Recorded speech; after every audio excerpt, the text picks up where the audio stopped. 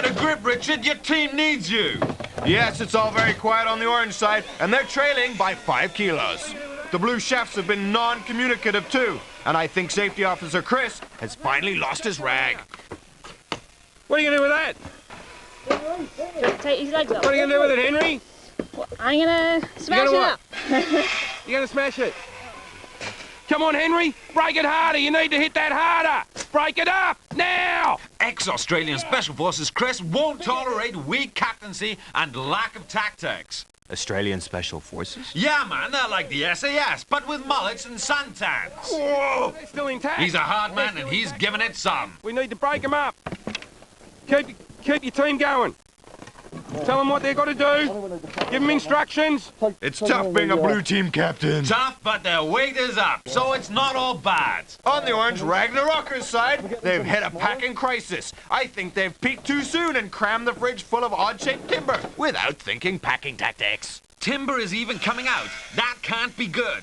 There's no use cutting more timber, it won't fit! And look, Captain Richard just carries on smashing, whilst the others struggle with packing. Poor leadership indeed. The Blues are still getting a barking from Safety Officer Chris. Get into it, you're the captain, lead by example. Come on. Stuart, yellow card. Not wearing a respirator for that material, got to wear the respirator.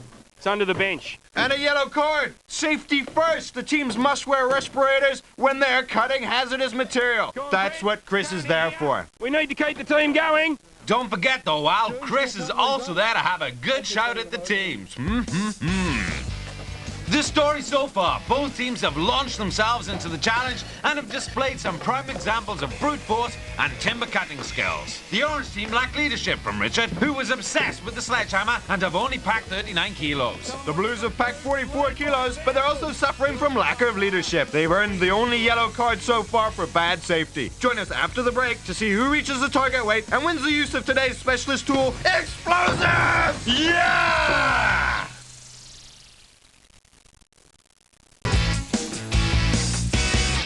Welcome back to Demolition. Today's task is to pack the kitchen into the fridge. Our two teams are racing to pack as much weight into their respective fridges as possible. To reach the target weight, which will win them the advantage by having either the cooker or their microwave blown up, and the weight added to their scores. So far, the blue team have packed the most, 44 kilos, but they've earned a yellow card for bad safety practice. The orange team have packed a lesser 39 kilos and are suffering from poor leadership. Let's join the teams on set to see how they're getting on.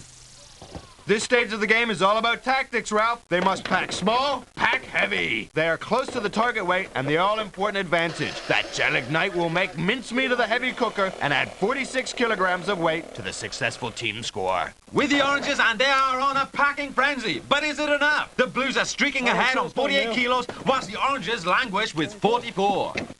I'm going to use a mallet. Maybe not. Rainey is keeping a close eye on her team. Safety first at all times. And the wrong use of a fantastic tool. I would use the jigsaw or a circular saw. What a waste of time. And she's given up with the table smashing. With the Blues, an ever-vigilant safety officer, Chris, is still driving his team forward. Yes! And that's it, the siren. Who has reached the target weight? The blue angry chefs or the orange Ragnarokers? Let's join Emily with the teams. One of our teams has reached today's target weight, and it is the angry chefs. Well done, friend. Well done. It's time to bring on the specialist tool. Today's specialist tool is explosives, a monumental moment in demolition history. The most common type of explosive is gel ignite, and that's what we're using today. Here is Matt Bob, the explosive expert from the demo school of blowing things up. He set the charges on this test cupboard, so let's get a flavour of what a handful of gel ignite can do. Great stuff! Let's see that again! Bring on the explosives, baby! Yeah! Brent, your team reached the target and you have the advantage, so you will get your oven blown up into tiny pieces and the weight of it added to your final score. Richard, your team failed to reach the target, so you will only have your microwave blown up. Are we clear? Okay, brace yourselves. We've set up a special safe area on the edge of the demolition quarry to blow up the orange microwave and the blue cooker. I can't wait any longer, Ralph. If it doesn't happen soon, I'm gonna explode myself. Bring on the orange team's microwave! Thank you.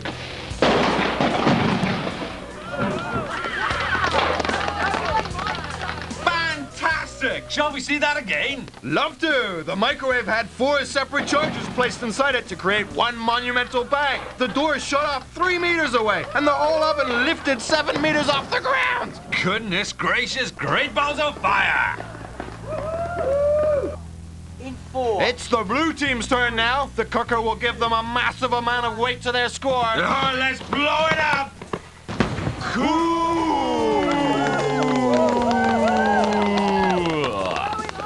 We gotta see that again, Ralph! Oh yeah, that cooker had 6 separate charges placed in it, creating those sparks and blowing off all those lovely dials. The hole blew 8 meters into the air, and the debris was blown 30 meters away. The sound of the explosion was over 250 decibels. Rock on! Fire, fire.